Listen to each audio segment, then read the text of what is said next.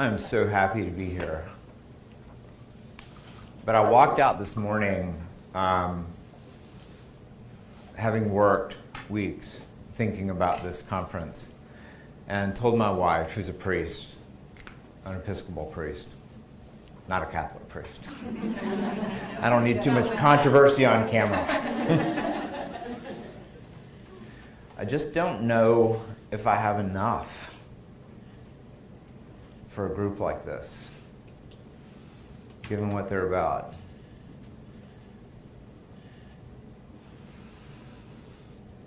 And so she said, then shut your stupid computer and just talk. I got 57 slides ready for you guys. And so I'm going to at least show you 2. I mean, 57 slides, that takes a lot of work, you know? Because I really, really care about this. I don't know exactly how to make the slides go forward, but somebody at some point is going to come up and show me. So when they do come down, there we go. I woke up this morning and I was going to put the finishing touches on this talk because I wanted to look smart. I wanted to dress better. So I dressed like this because I just showed up the way I show up in front of patients. I've started showing up like this. I mean, I take care of kids with cancer. They don't care. They're happy when I show up like this. And their parents, most of the time, are happy that I don't show up in some intimidating way that asserts authority over them. But instead, I just show up saying, I want to help you. I want to help your kid. I am who I am. Call me Ray. 10% of the people don't like that because they want an authority to show up. Somebody who's going to walk in the room and say, I know every other hospital said they can't cure this, but I can. But a lot of times that's a lie. And it's a lie I've committed multiple times. And it's a lie I'm still tempted to. And it's one of the lies that an institute devoted to the science of caring is going to have to learn to resist. It's a hard lie to resist, though. Because when people walk in, eyes bright, at your academic institution, where there's hope, unlike some hospital out in nowhere, it is so tempting to want to cut straight to hope in the form of we can fix everything. And if there's anything that the science of caring is, in my opinion, as a doctor who has failed over and over and over again to tell the truth, and who is finally, because of my long tutelage with children, families, nurses, and 1 or 2 physicians, but very few, sadly. If there's one thing that I've learned, it's how to approach the truth that when we move past the last beacon of cure, that doesn't mean we've moved past the last. Welcome. We were waiting for. I was going to wait for you, actually. No, go ahead.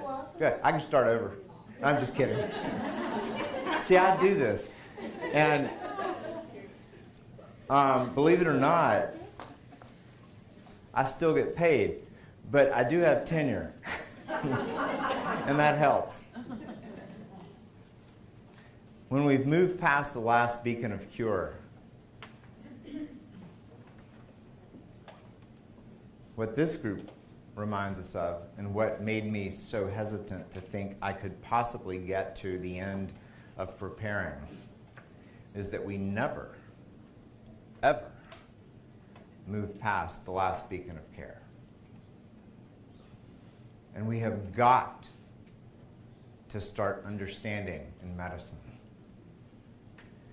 the difference between what it is to cure, which if you can cure me, do. I'd love to hang around. I have stuff I want to do. But But we have got to learn that cure and care are not synonymous, and that even when we reach the limits of cure, we have not reached the limit of care. If I had known that 20 years ago, I would have saved so much money in counseling. I'm not kidding. So I woke up today, and that was the headline, "Why Do Doctors Commit Suicide?" And I thought, good Lord.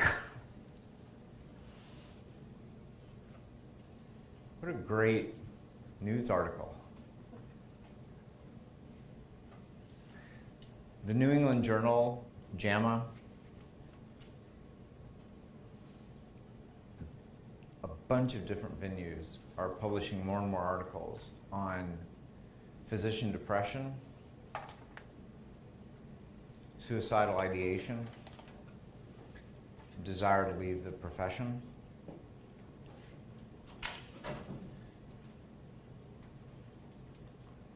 I don't know enough about the nursing literature to know if the same thing is true in nursing.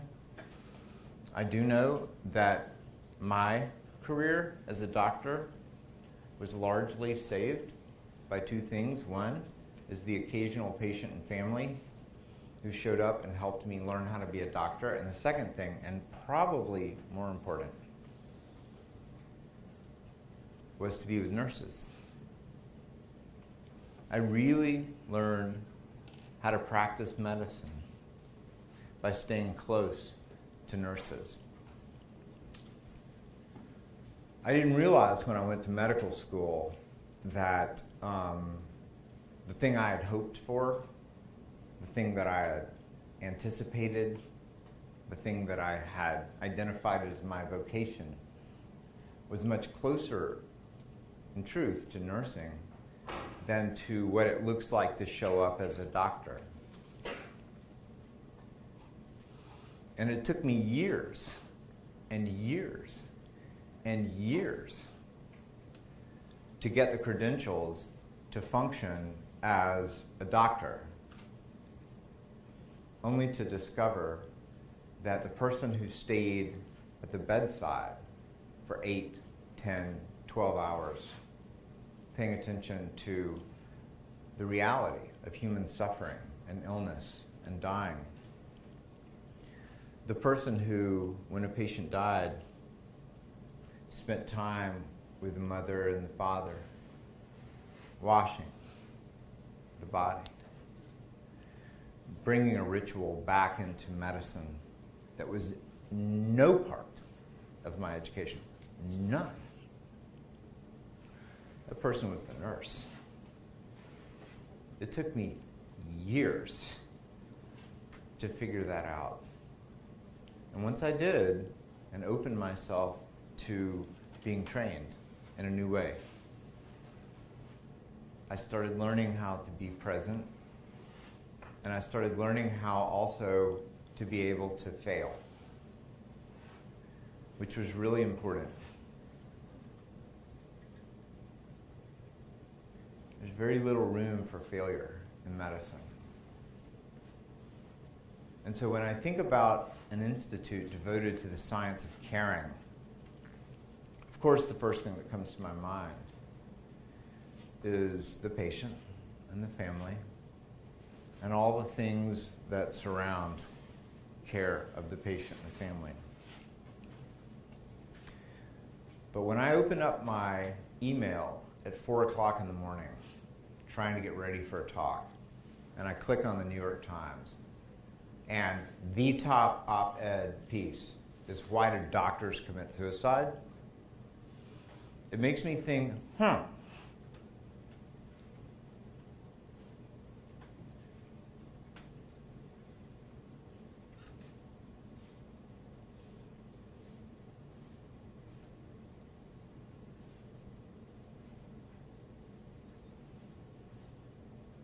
do you ask someone who wants to commit suicide,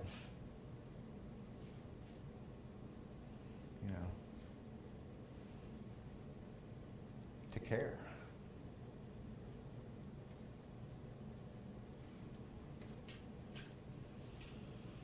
It's hard to reach patients in one way. It's easy in another way.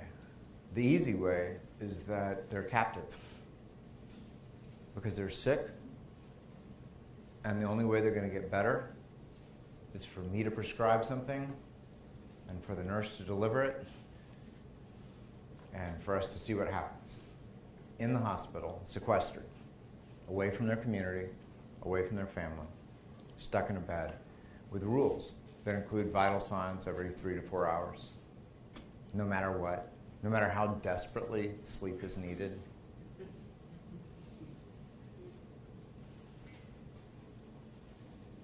That includes decisions, life-altering decisions made on the basis of a 10-minute visit when the doctor swoops in, swoops out, without asking anyone else. It's important here. Where should our decision go? That makes for a really hard environment to teach doctors like myself who for years and years and years and years and years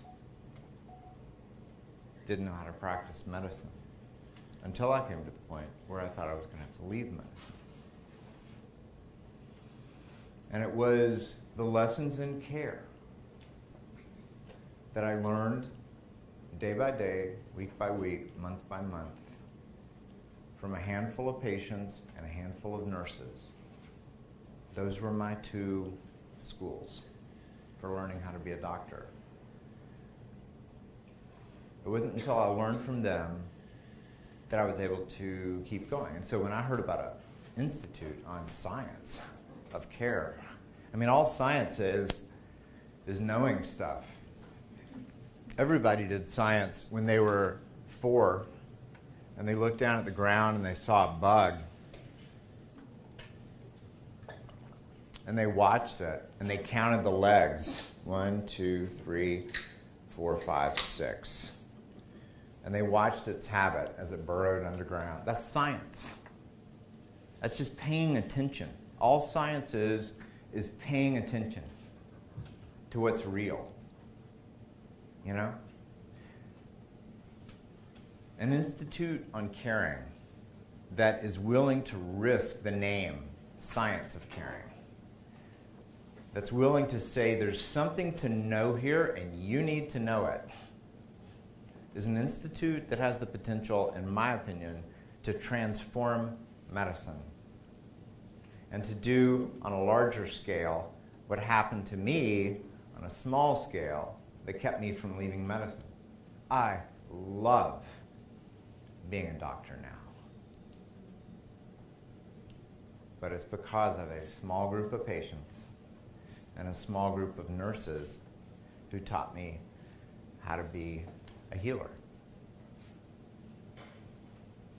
That's why I was so intimidated at the idea of coming to this and speaking. Because I'm a beginner. I mean, I'm a learner. Why would you ask a learner? Somebody who absolutely does not feel qualified to teach this, but who's just a few years into recovery.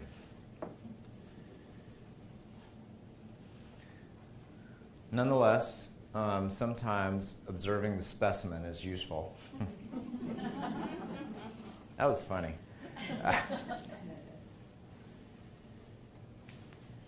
And so I'm going to show you a couple of things. Why do doctors commit suicide? All right, why do doctors commit suicide?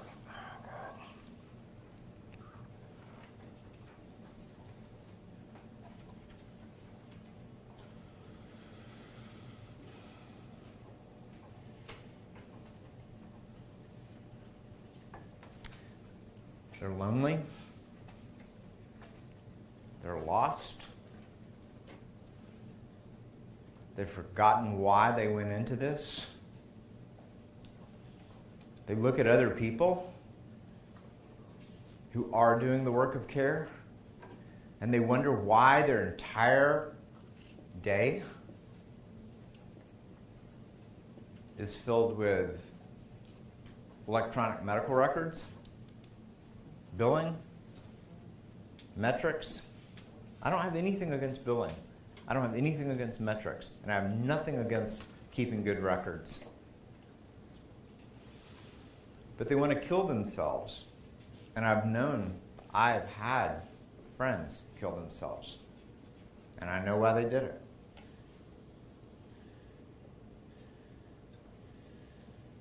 It sounds depressing, but it's going to end happy, I promise you. I'm an oncologist, so I always start depressing and end happy.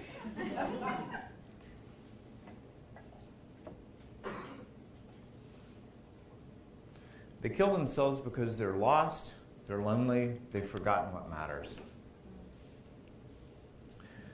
And the only people who bring what matters into the center are the sick, the suffering, the dying, and the people who actually hang out with the sick, the suffering, and the dying, day in and day out, 8, 10, 12 hours at a time.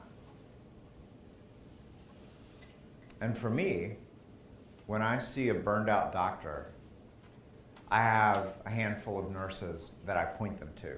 And I say, I want you to go talk to Jess. And I'll call Jess and I'll say, hey, Dr. So-and-so, call him Jim, is coming to talk to you because he's lost his way. He's forgotten what it is to care.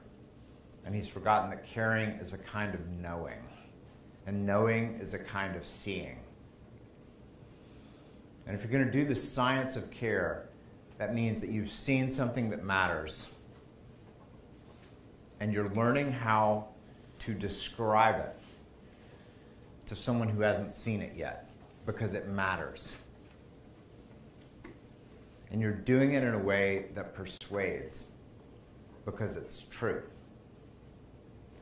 And that's what it is to show up at the bedside, and that's what it is to be a teacher. And that's why the institute that pays attention to the science of caring matters. It's not mere anecdote. It's knowing and seeing and finding a way to say it so that you can share it. All right. I'm not going to talk about suicide anymore. Are y'all with me? You promise? Yes. So I went to medical school, where all of the people that kill themselves started. Why do we call it medical school? Why don't we call it a healing school? You know? Why don't we call it a hospitality school? Since we stick these people into hospitals day in and day out. We're the root of hospitality, the sense of hospitality. I mean, the etymology of both hospital and nursing reaches back to the sense that we're guests in each other's lives. Our patients are guests in our lives. We are guests in our patients' lives. And the invitation to come into the hospital when you're at your lowest point, you're most vulnerable, should be an invitation that has an atmosphere, a cloud, a surrounding light that feels like grace and safety, a sense that I can go here when I am falling apart and terrified, and everything that I care about is at risk. I can go to that place and know that when I walk in, I will be met by people who say, come on in, come in, you're safe, come in. We're going to tell you the truth. We're going to love you. We're going to listen to you until we understand who you are. When we do understand who you are, we're going to help you make hard decisions. I'm so sorry that you're suffering, and I am so sorry that so much loss is at your doorstep. But we aren't going to leave you. because this is a place of hospitality. This is a place where we understand what caring is. It's a hospital. That is not how most people think of a hospital. Why not?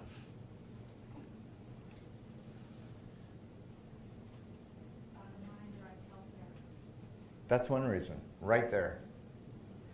Let me see if I can find my next. I'm gonna pass right by this one, and then I'm gonna listen to, because Anne, was about to say so. Did you had an answer, right? Were you about to talk to me? Hang on a sec. I'm gonna get all past this. See, these are nice pictures. Isn't that nice? I am gonna come back to Kermit the Frog just because I want to show it to you. All right, hang on. Did you want to say something, Anne? Did you? You gave me a ride here. And so I'll defer. I hope my conversation was clear. No, your conversation. No, I've got your. No, I have. Where's my iPhone? Because I have your conversation on recording, and the last 10 minutes are going to be that. I hope that's okay. And Anne, she didn't mean it. All right. We've got. All right. How do we get sick? This is another reason that doctors kill themselves and patients die badly, and nurses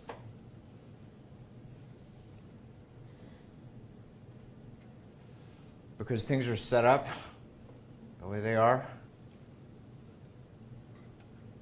Get to know patients and to love them, and then watch decisions played out that they know don't fit the family or the patient. And they wonder, why are you doing this? And why are things set up so that I don't have enough of a voice in this conversation? I see this all the time. It may not include everyone in this room, because if you're in this room, you probably are a leader.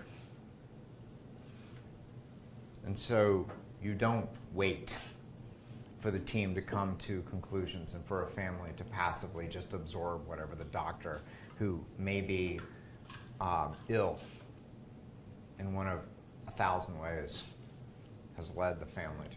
You don't wait. So a room full of nursing leaders is different, as you know. How many people here teach nurses? Yeah, all right. So look, a room full of people who teach nurses is different than a room full of nurses who show up day one out of their undergraduate nursing degree and are asked to be at the bedside and watch something that, as a human being, they know should not be happening. But they don't feel empowered to say anything because of the structure around them, right?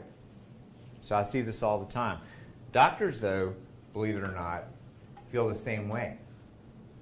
Doctors feel as caught up in the juggernaut of forward movement without being able to choose, without being able to pay attention to what this institute is about, which is the science of caring. And we can talk about what caring is. Caring, I'll tell you what caring is. Because I'm a doctor. So I just tell you stuff. It's seeing somebody as they are and saying, well, what's worst on the inside of what it's like to be you, and how can I help you? I mean, there is so much about the science of caring that is also the history of being human. There's so much about the science of caring that is fundamentally about the question, how do we love? How do we see who someone else is? And a critical thing that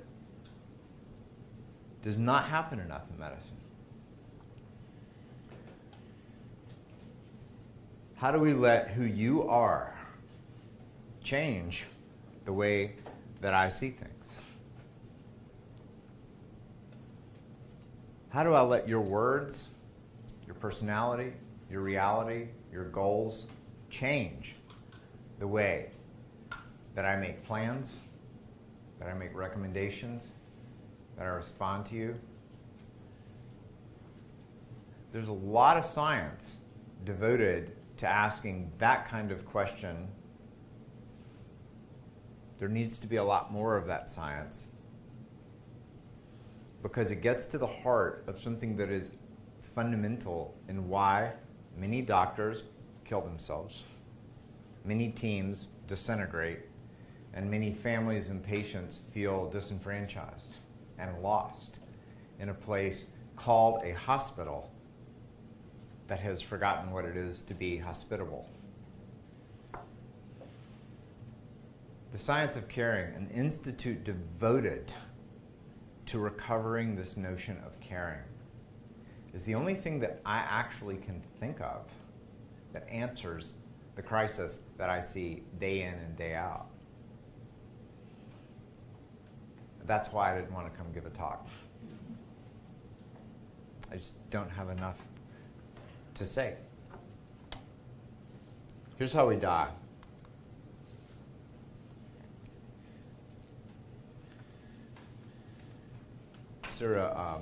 Yeah, that's where we start. That's me. I just turned 50 on Wednesday. Good Lord. Who said that? The dean. The dean said it, therefore it is.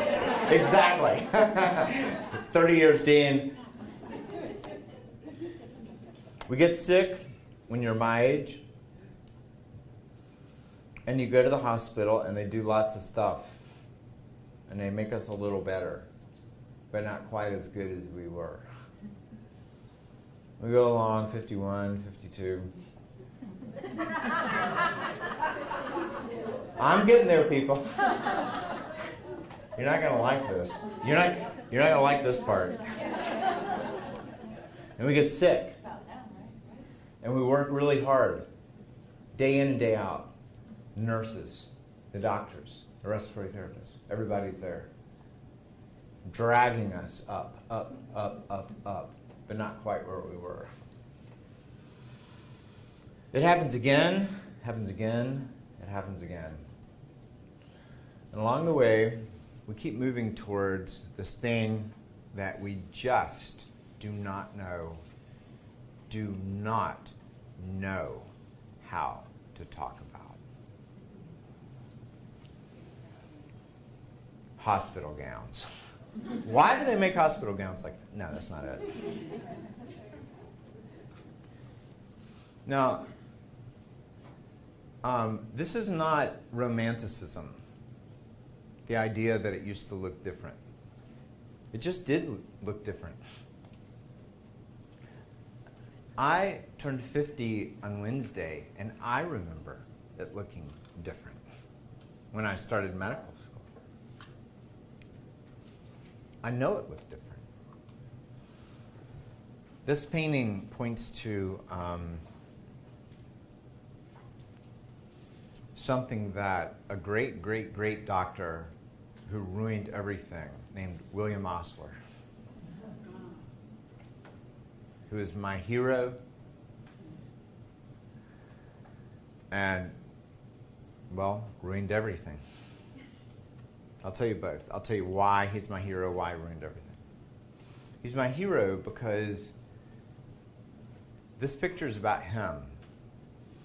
And he said it's more important to know the person who has a disease than to know which disease the person has. This is the guy that introduced evidence-based science into medicine.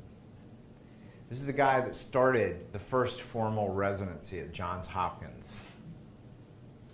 This is not a guy who was an enemy of science as knowing. He just knew that part of knowing well is knowing fully.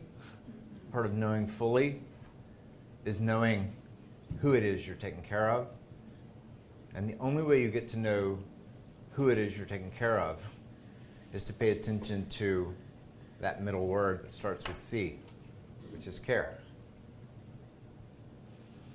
Osler knew that.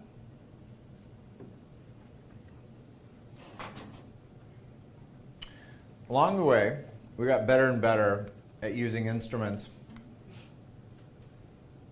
to poke, prod, measure, evaluate pieces of other people, do randomized studies that eliminate, as far as possible, any particular, studies with a large enough group in A cohort, B cohort, to make it irrelevant what the particulars of my life are, so that I can say generalizable things and make scientific statements about the effect of Gleevec on CML or any other thing. I mean, I got tenure doing that stuff and absolutely value it.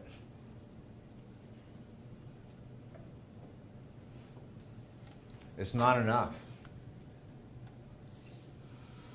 We are absolutely great at seeing what the inside of the body looks like, what the interaction of the cells looks like.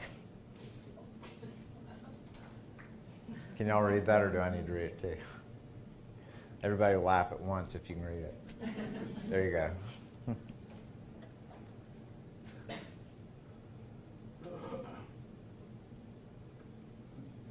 Seeing the inside of the electronic medical record and what shows up as a sodium or a potassium or an X-ray or a CAT scan or a biopsy result is important. But no one that I know, no one, I have never met a single person, including doctors, dying of the disease that's going to kill them. I have never met one person who experiences their illness as a potassium level, a biopsy result, a CAT scan. They experience their illness as what's threatened. Is that your phone, Ann? Are you serious? We are here to honor you at an institute that is devoted to your name, and your phone's going off in the middle of the talk. And it's being recorded on camera. So anyone else who wants to make a call or update your Facebook, go right ahead.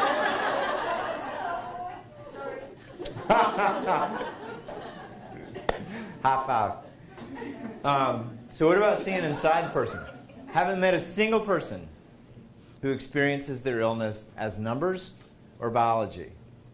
Everyone that I have ever met who is sick or ill or dying on the threshold of any kind of loss actually experiences the thing, even though they're very interested in the numbers, very interested in the biopsy results. Absolutely. Of course they are. But the reason they're interested is because they experience the thing in terms of what they love, of who they love, of what they care about, of what's threatened, of which part of their story is going to be truncated because of the laboratory result or the biopsy result. That's how they experience it. And when it's my turn to die, and I've come close to dying,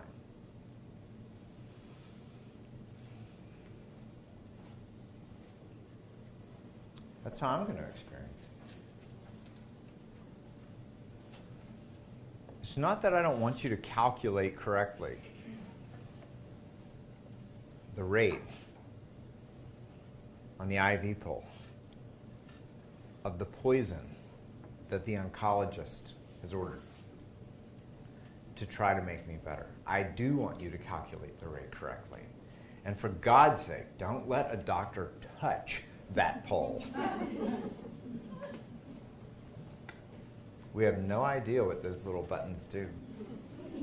The only button I know on the IV poll is silence.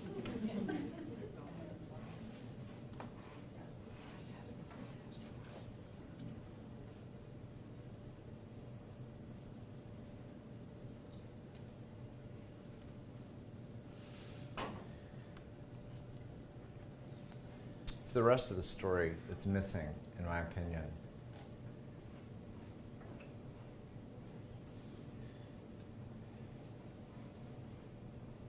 And for those of us who want to do this a long time, to be perfectly honest, the numbers that show up in the electronic medical record are not enough for me.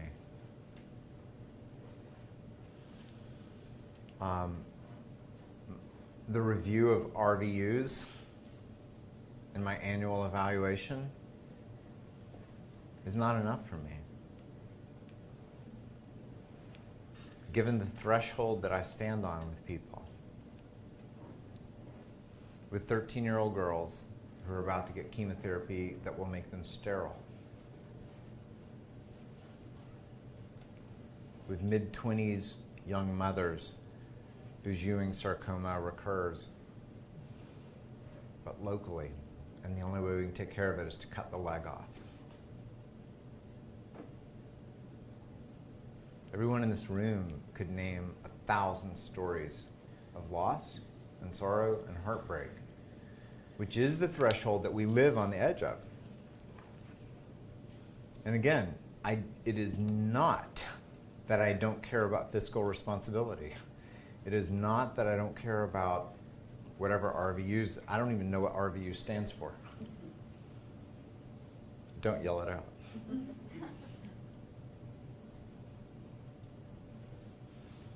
It's just that there is more to the story of any human being than the biology that shows up in the electronic medical record. And if I can't have access to that, if I am so inundated with the tyranny of the urgent, with distraction, that I can't actually pay attention to the one thing that makes me want to stay in the game, which is I want to be with you when you're sick. 5 minutes? Does that mean 5 minutes before I have to stop talking, or 5 minutes before we, period? No, 5 talking, then just. And then we can have discussion. Okay, 5 minutes. Okay, I've just been told 5 minutes, but that was just between me and Ann. All right. I'm not a number. My patients are not numbers. Labs are a number. Money is a number. Numbers can numb. And I wish I'd used that as my title. I just figured that out this morning. Actually, I wrote that red line 5 minutes before I came over here. But it's that numbing sense. It's not that numbers aren't important. It's just that we cannot let numbers numb us. And that's why this matters so much. And just like Rahm Emanuel said, never let a good crisis go to waste. Well, he was right about that. And we're in the middle of a crisis. We are in the middle of a monumental crisis that is driven by the most powerful economic forces that we've ever seen in this country. And that is also driven by the perpetual force of the human experience, fear, terror, and avoidance of death. It is a crisis on a scale unlike almost any crisis that we've seen in recent history, because it is not the Twin Towers. It is not Iraq. And those were powerful crises. It is the entire country. It's not the tragedy of 4,000 people dying and the crumbling of buildings after 2 planes falling. It's 55 million people who can't find access to care. And that just means basic levels of care. But if you take your imaginations as nurses, as teachers, as people who pay attention, up higher into the level of saying, well, what's it like for the global experience, including people who have great insurance, and you say, how well are we doing at the science of care? I think that everyone in this room could agree that we have a long way to go, and it matters that this place exists, and we're grateful for the work that Anne has done to lead us into it. There you go.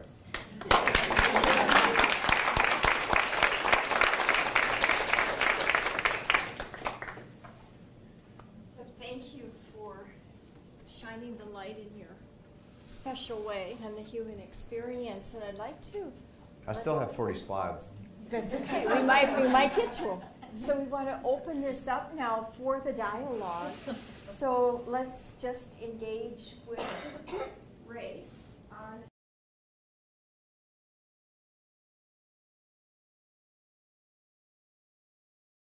ideas that you've heard, things that matter to you. So we'll take like 40 minutes. And I don't have to be the focus. You can talk amongst yourself. I mean, if there's anything that the Institute means, it's yeah, just. No, I don't want to put you on the spot, but I will. And I wondered if you could tell us a story about a time when you learned to care from one of your patients or one of your nurses. Oh, absolutely. Oh gosh, I could do this all night.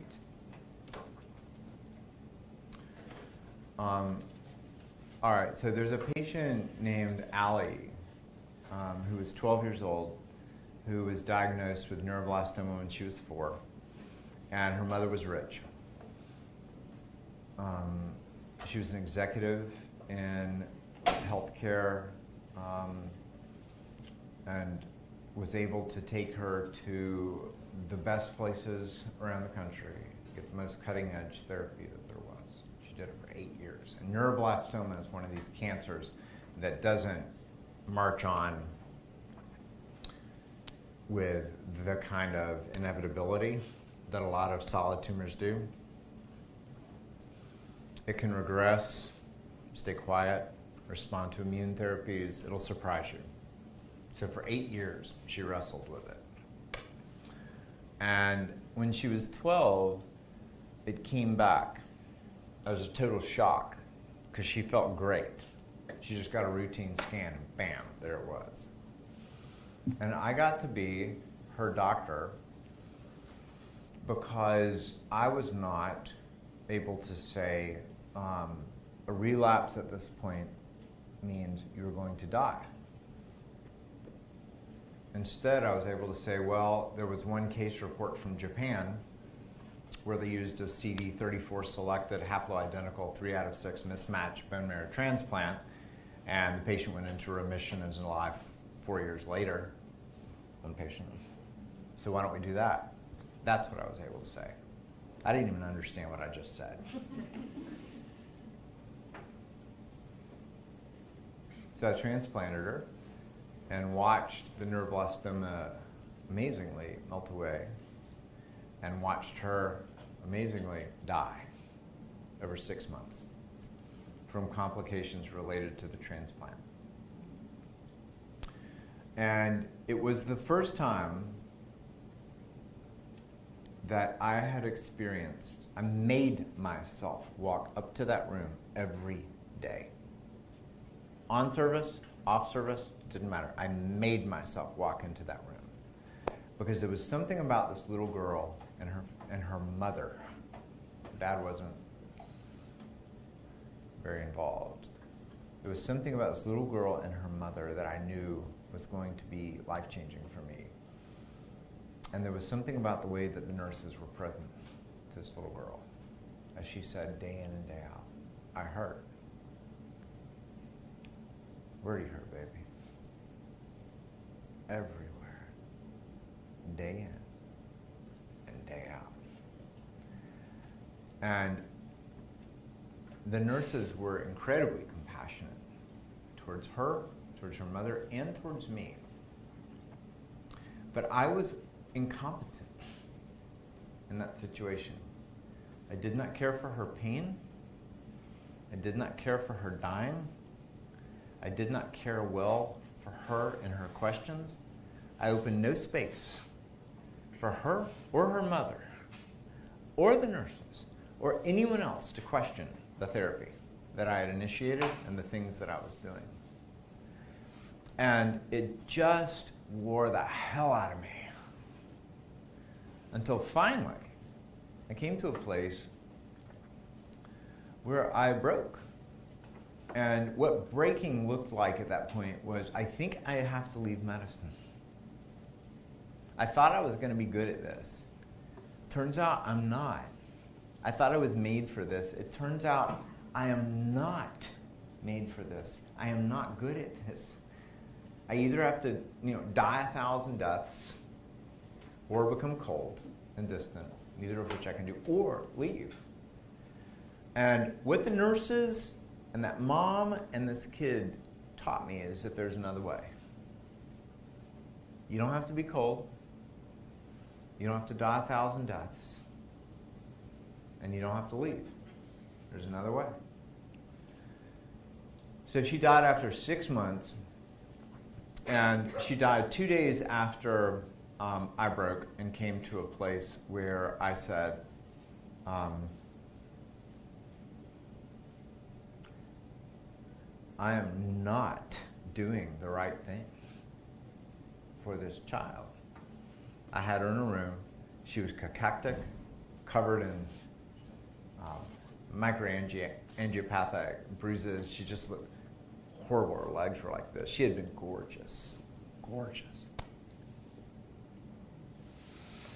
And I had her on dialysis, and I had her on all sorts of stuff, and her life was absolutely miserable beyond words. I don't think I have a picture over here. Absolutely miserable beyond words. Well, here's a picture of the pain. I asked one of my patients with Crohn's disease to draw me a picture of pain. She's an artist, 15 years old. That's the picture she drew. That's what this girl looked like. And I couldn't bring myself until 2 days before she died to accept the reality where she was at, I was cared for by nurses. I was cared for by this girl. I was cared for by her mother. I was cared for all three before this girl died. After she died, I stayed in touch with the mom for years and years and years, and the nurses cared for me for years and years and years and continued to teach me. But it was, in my life, a major failure because I did not pay attention to her suffering. I did not pay attention to the reality of her disease. I did not pay attention to anything except my drive to fucking kill the neuroblastoma, no matter what it takes. And I knew I wasn't going to be able to do it. And the fact that people stayed with me anyway, and said, Ray, you have a problem, but we're not going to leave you, helped me a lot. That's why I'm still a doctor. I don't really cuss a whole lot, unless it matters. It mattered that time. You're editing this, right? Okay.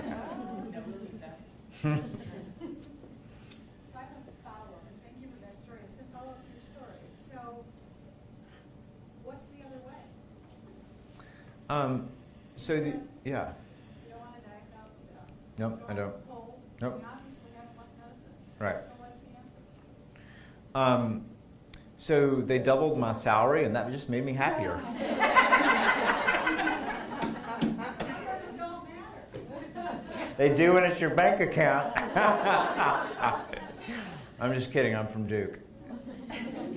Could I just remind everybody this is an on-off switch on your microphone, so when you're finished asking your question, just press again until the red light goes off so that we can record easily. It's perfect. Okay. I'm changing my accent to be like hers. I like it better. So the middle way is that, to be frank. What I discovered is that there were a few obstacles that I had to pay attention to that were, they're just non-negotiable obstacles. You must pay attention to them. One is I am going to die. If I haven't dealt with that, then every patient's death is a reminder of an ultimate reality in my life that I haven't dealt with. And that's going to suck. So if I haven't dealt with that basic level of just being human, then I'm going to stay on the wrong course. Leave, die 1,000 deaths, or become cold.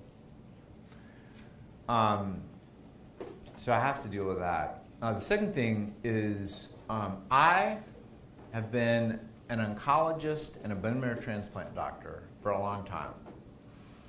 I have never cured one patient, not one. I have never cured a single patient. Lots of patients have been cured with me participating in the care, but I have never cured anyone. And I have never met a doctor, period, who has ever cured anyone. And I am including a neurosurgeon who has an aneurysm like that, in Congressman X, who has control over the purse strings of the entire economy, who goes clip. That doctor did not cure Congressman X. Guess who did? That doctor, plus the scrub nurse, plus the circulating nurse, plus the anesthesiologist, plus everyone who kept the lights on in the room, plus housekeeping, plus the people that made the sterile gloves, plus on and on and on and on. Now, the corollary to that is that I've never failed to the extent that a lot of doctors take on, as though everything depended on me. And that's a very lonely place to be, and it's a lie. Once you realize that you don't cure people, you are part of a team that tries to help people as well as we can, no matter where they're at. Then you can let go of this complex that makes every death my personal failure, So getting used to my death, letting go of every single death as my personal failure, those were two things that were important. But the third thing that's related to care is paying attention to the person in front of me. And instead of walking into the room with a sort of chaotic need of my own to avoid pain by bringing in all the phase 1 trials that the patient's eligible for, and instead just looking at who's in front of me and being mindful and just paying attention to who they are, which is a way of saying caring about them. Caring about who they are. That absolutely revolutionized my practice.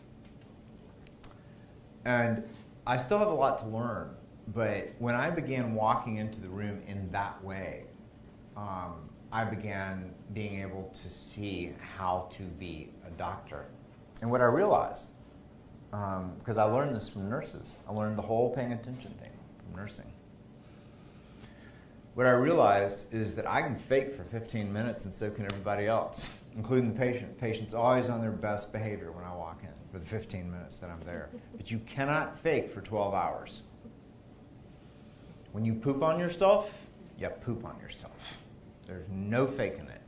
You've got to get real. You have to see the reality of who's in front of you when you're there for 12 hours. And at no point in my medical career until I started paying attention and started allowing myself to be taught by nurses, and I am not kidding even this much, until I started being taught by nurses. At no point in my career did I see the way that I now see. The nurses on my oncology floor and on bone marrow transplant regularly tell me that I'm a nurse who happens to have an MD. And they're right. It's the best thing that anyone has ever said about me, and is the only way that I found my way back into the practice of medicine. So, to summarize, I cannot have the death of another always be a threat to me because I haven't paid attention to the truth of myself that I'm going to die. I cannot experience every death, every tumor progression as my personal failure. And the corollary is that when a patient gets well, it wasn't just me, it was us. We function as a team. And the third thing is, when I walk in the room, I come in as a servant, fundamentally as a servant. I am interested in you, I want to see you, I want to know who you are, and I will bring everything that I have in my toolbox to your bedside, and I will say, how can we work together, given who you are, to achieve what we can achieve. But I will always look you in the eye. I will always be interested in who you are, and I'll always be guided by what you need, and crave. So that's the way. And it's hard to find.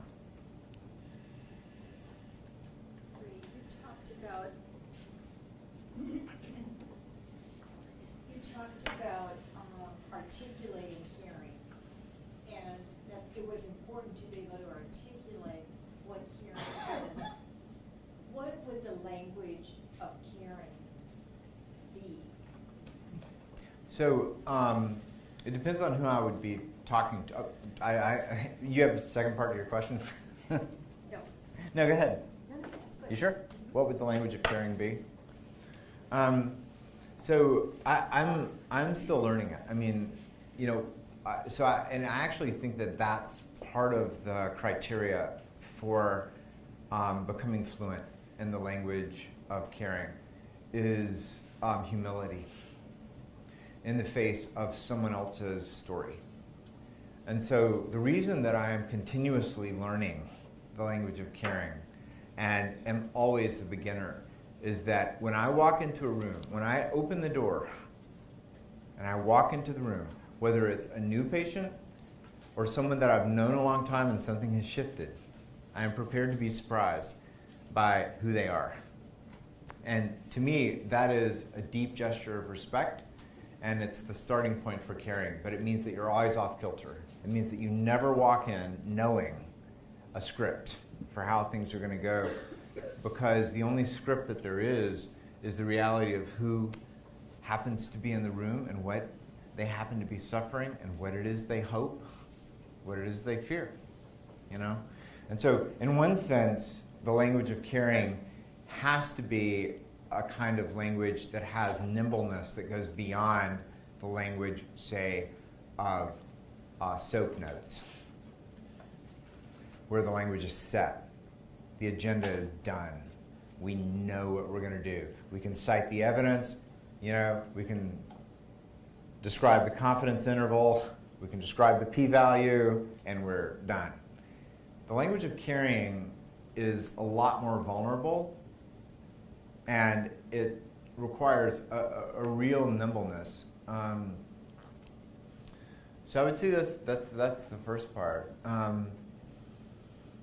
The second part, to me, of the language of caring is to take not so much a specified set of words, because everyone has formulas. I mean, I had 1 hour of communication training in my entire education, and that involved look at their eyes. When they're concerned, lean in. And so I'd walk in the room and I'd sit there like this, and people would be like, "What the hell are you doing?" Leaning and staring at me. You're creepy. Is there another doctor here? Sorry. But if I imagine myself on the bed in a gown, and just a gown, because that's all they gave me, and I have itchy sheets because the hospital's been cutting the budget for detergent in the sheet washing department, and I have been awake all night long because of my Q3 hour vital signs that not the attending doctor, the intern, decided mattered. And the nurse said, you know what, I think it's probably more important that he sleep than that I check these vital signs every 3 hours. And the intern was like, I just got my MD. Can you put in an order? So I'm awake all night long because the intern decided Q3 hour vital signs. And 8:30 in the morning, the whole team walks in, the attending physician, and she is dressed to the, not like me. White coat, perfect shoes, perfect everything. Third year resident, second year resident, intern, medical student, college student who's gone through HIPAA training so that they can shadow. And everybody's there. And they're all looking down at me, the exhausted person who has just discovered that my lymphoma returned and that I will probably die. And all night long, I've had vital signs. I need to get my imagination into that man's experience and think about what language sounds like that would help me to understand care. And so it's not as predictable as one would think, bred on studies, p-values, and confidence intervals. But the book you just published is full of wisdom about getting to the language of care of the sort that I just described.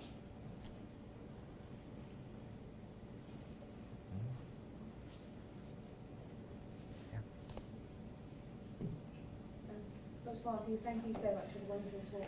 I have a question, actually two questions for you. The first is, how do you take the message that you have now given it to us? How do you take that to your physician colleagues? How accepting are they of your caring transformation, for lack of a better word? And the second question is, what advice would you give to a room full of nurses in actually facilitating this caring relationship, considering how important the dynamics of the doctor-nurse relationship is on the impact of patient care? Oh. Great.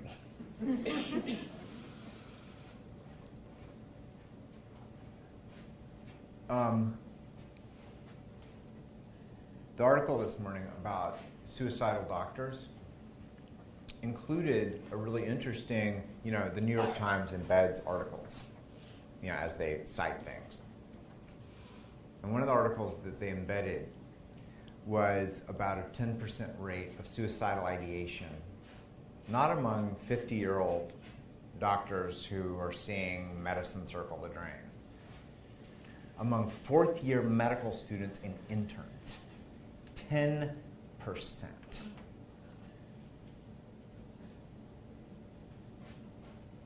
That is unbelievable. 10% of fourth-year medical students and interns, first-year interns, who were surveyed have suicidal ideation?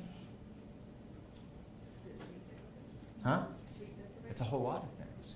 Sleep deprivation, it's a whole lot of things. A whole lot of things. And we need to figure out what they are.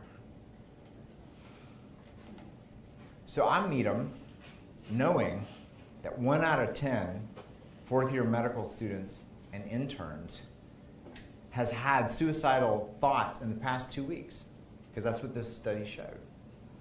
Best data I got. And I know too many people who've killed themselves. And so your first question was, how do you bring the message to your doctors?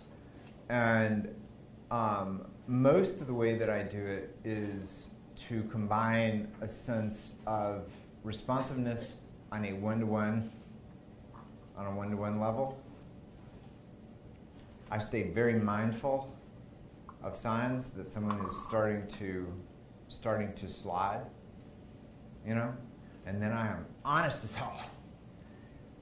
And I tell them, something's up, what's up? No, I'm good, because that's what doctors say. Because we don't need help, ever, ever. No, I'm good. No, you're not. No, I'm good. Slam. I will slam the door. I do any sort of acoustic loud thing that I can do and say, the hell you are. You tell me the truth, because I've been there. Now, if it turns out that I'm wrong, and they're like, no, really, I'm like, great. And then I get all embarrassed and everything. But most of the time, my sense is right. So I grab one-on-one. I do a lot of one-on-one grabbing. On rounds and with patients and families, in the room, in my relationships with nurses, I model. But I don't model in order to teach. I model because that's how I live. I'm not faking it with nurses. I'm not like showing how it is to be respectful to nurses. That's not what I do. What I do is partner with the people who saved my life and taught me how to be a doctor and opened up space for me to stay in medicine. That's what I do. And so I let the doctors that I train watch me with the people who saved my life. That helps them a lot. My colleagues who are more lateral, I have everything from them pulling me aside saying, how did you do it and how can I do it because I think I'm going to die, to people saying, what a waste of a career. You know, I've endured a lot of mocking. But I've never been mocked by anyone who isn't utterly injured.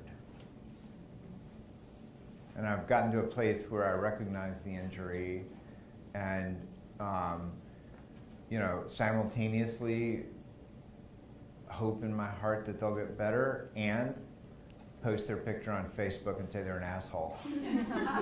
No, I'm just kidding. I'm sorry. See, that's how I get through also. Humor helps me a lot. My wife is a priest and she really gets tired of me like doing this because I do it in church too. So that's how I do it with doctors. And it's very variable. There is so much injury. And that's why when I woke up this morning and looked at the New York Times article about suicide on the front page, I thought, oh my God, this is getting bad, you know?